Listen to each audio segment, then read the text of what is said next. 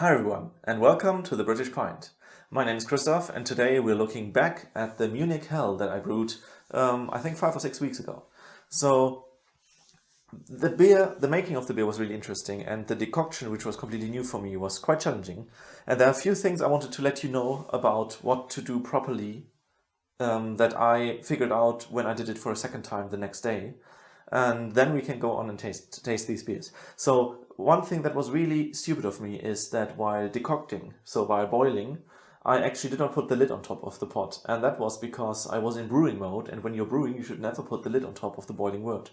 Well, of course, when you're decocting, you can actually do that. And as soon as you put the lid on top, there's no water evaporating, there's no loss of liquid, and everything works much, much easier. So with this beer, which is the first one I brewed, that's the one I recorded, that was actually tricky because I didn't reach the temperatures that I wanted with each rest.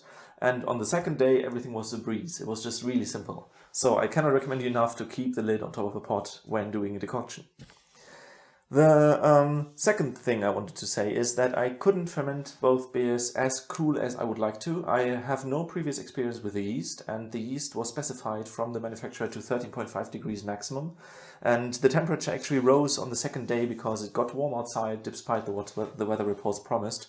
And it was 14.5 degrees maximum in the basement during fermentation.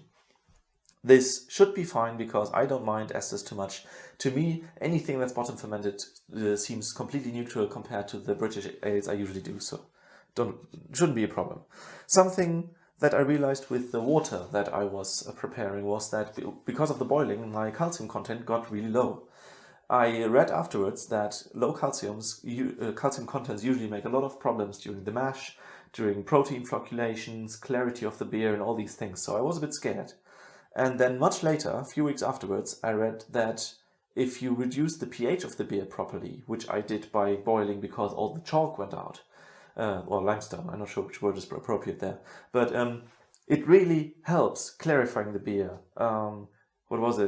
Getting better foam, head retention, and just in general, the beer gets ready and proper for drinking much faster.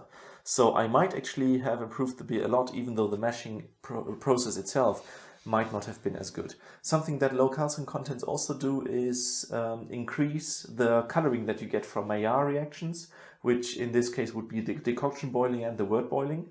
But this is something that I wouldn't mind in the Munich Hell, where the decoction is something specific and special that we want to get the full flavor of. Anything else that is in there? No, that would be it.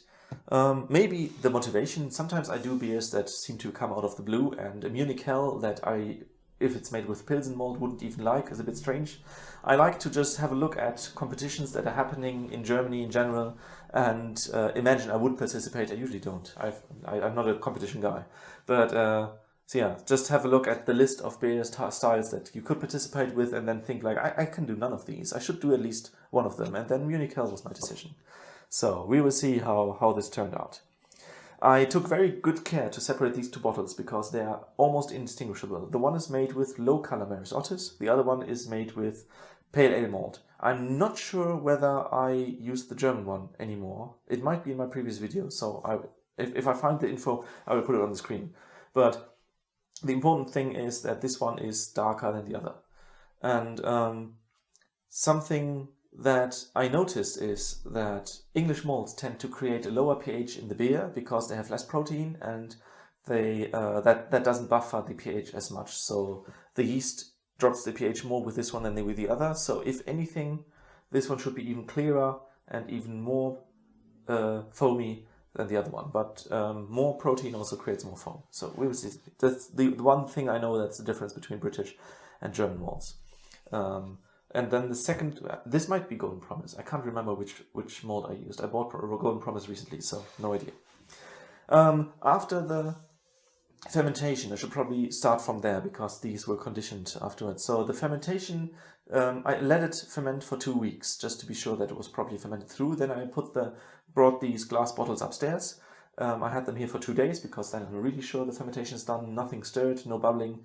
And then I put them in my party kegs. In case you have never watched videos on my channel before, this is what I usually do. I put them in a secondary fermenter, which are kegs with a safety valve for 2.5 bars. And then I let them sit there to make sure that there's no overcarbonization that can happen. And also I get rid of all the sediment. Now in the case of these beers, the liquid was really clear. So I could look through these fermenters, which I've never been able to do before. So just at that point I already knew either the yeast is perfect flocculenting or there's something special about these beers. And as I said before, I think it's the low pH because of the reduced amount of chalk. I have never really done any water management before. I did do some calcium sulfate in the Worthington White Shield, and that one also dropped quite clear compared to the other one I did at the same time. So I think I really have to pay more attention to my water.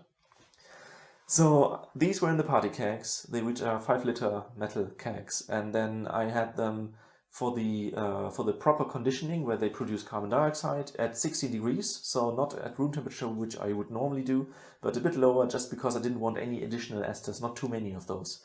So normally it is fine if you condition at a warm temperature even for bottom fermenting beers, but I didn't want to do it like that this time. So slightly colder conditioning and then 2 more weeks in maturation outside because we had a really nice cold constant temperature around 4 degrees, so that was really lovely. And normally people recommend to have these conditioned for 8 weeks or more at really cold temperatures. I will continue to do that with the bottles, but I wanted to put them in the bottle because I needed the kegs for the next beers, and I'm really curious at how they taste now. And if they do dramatically change in the next 4 to 6 weeks, I will do another short recording about that. So I think that would be everything, and we can start with the tasting now. Let's see. During the bottling I noticed that the fruit smell was really nice, so there's a bit of Whitbread Golding in the last 10 minutes, and that's really lovely.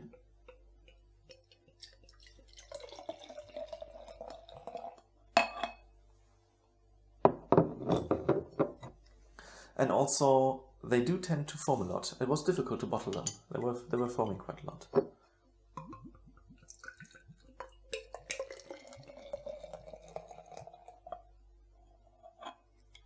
So these are 2 great attributes, clarity and foaming, that are attributed to the water. I can see that the pale ale malt one is very slightly darker, but it's extremely difficult to distinguish. Now they're actually not perfectly crystal clear. There's a very slight protein haze, and it is actually stronger with the low color Maris Otter one than with the other one. That's surprising. Not sure exactly why. But of course it can always be that there's additional protein, more than I would need, because I don't use any Irish moss. I didn't do a specific protein rest, none of that. So that's fine. I don't need crystal clear beers. Let's smell.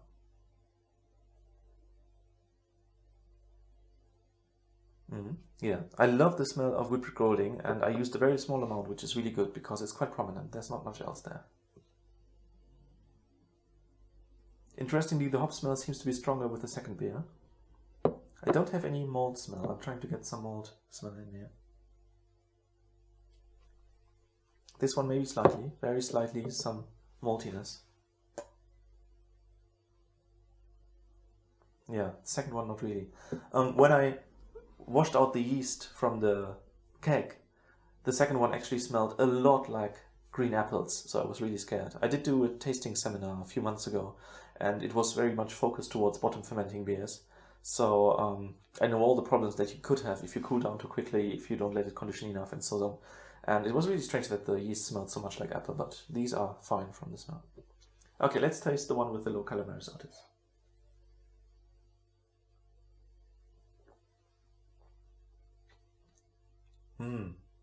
That's really tasty. Beginning is Whitbread Golding. I don't know if you know Whitbread Golding. It's slightly fruity, and then this vegetal, herby, piney hoppiness that is quite distinct from other British hops, but it's to me it always is reminiscent of German hops. So for me, Whitbread Golding is the most German British hop. The malt flavor that comes right after the first second of hop flavor is incredible with this one. Strong honey, quite like I would expect a British malt, but a bit lighter, just very much lighter. I don't know Maris Otter very well, but I can imagine that this is very close to the Maris Otter flavor, just slightly lighter, less grainy. Yeah, lovely. The bitterness is incredibly smooth, which is probably also because I boiled the wort before using it. Because I boiled the water so that the chalk was gone. very mild. I can't remember what bitter hop I used, but it's really buttery smooth. Let's check out this one.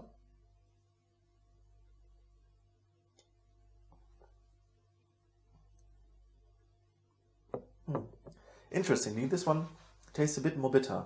So it seems to me that the hops, both bittering and aroma, are more prominent with this one. The malt, less noticeable. This one seems to be just a gentle honey note, but much less pronounced than the first one.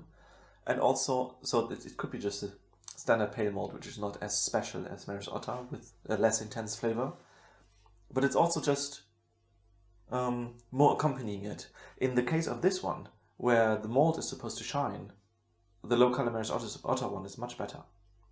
But both of them taste really, really well. Really nice. I really love them. Last year I did one beer which I loved a lot, and that was the Timothy Taylor Landlord. And I would say these are on the same level of quality and flavor. This is really amazing. Yeah, these beers are really well done. Now, could I try to figure out something about the decoction? I'm not sure if I could. I would probably have to do this in a direct comparison between Maris Otter, not Maris Otter, between infusion mash and decoction mash. And the problem with that is of course, even if I did the side-by-side one, you would need a very malty beer to actually be able to taste that one. Now, this one was 1045 original gravity and 1010 final gravity, 4.5% alcohol, which is not very much. And the other one was slightly stronger in original gravity, and so it's just all three values are slightly higher. Because I think that the process worked better here, so I have just slightly more extraction. I don't think it's the malt or anything. It's just the process that I messed up in the first day and not in the second. But I love this beer. It tastes better. And it could be that it's the low color Maris Otter. Just really nice.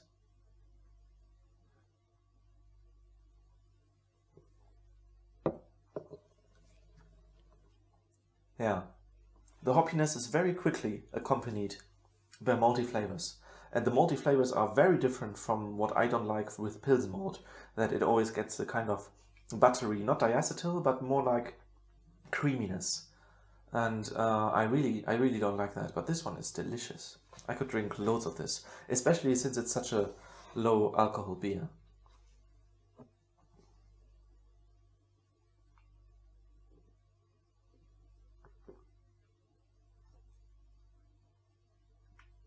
There's actually something in the smell here that I do not like. Just a very faint note. I'm wondering if I've now grown an aversion against German pale malt. I'm not sure. It tastes familiar, and it is also harsher in the bitterness. That's really weird, why the hop bitterness would be stronger in this one. Quite surprising, to be honest. I'm really sure that I boiled the water for both beers, not just for one. So that shouldn't be the case. Yeah, trying to think about what could be the reason, but I've no idea. Maybe it's the German pale ale malt. Not sure. In both cases, the color is lovely, the foam is great. These beers are just a joy. If you have thought about trying decoction method, I found it really simple on the second day when everything just went smoothly. Just really simple. 2 steps, you go from 35 to 65 degrees, and then with the second one from 65 to 75. The amounts to use, the first one was I think a half of the material. In this case you want to use the thick mash, and second one was a third, which you're going to use the thin mash, and yeah, it was just really, really easy and very convenient. I like this a lot, and I might actually do that more in the future, even though this is German beer style, and I thought I wouldn't like German beer. Really strange. Yeah, but low color Maris Otter. If you do not like Pilsen malt like me, try low color Maris Otter. It seems to be great malt. Okay, so that would be my resume about this type of mashing, this type of beer, all these things. Soft water seems to really help with that. I might actually next time to get more calcium in it use a bit of calcium chloride, because I don't have a high chloride level.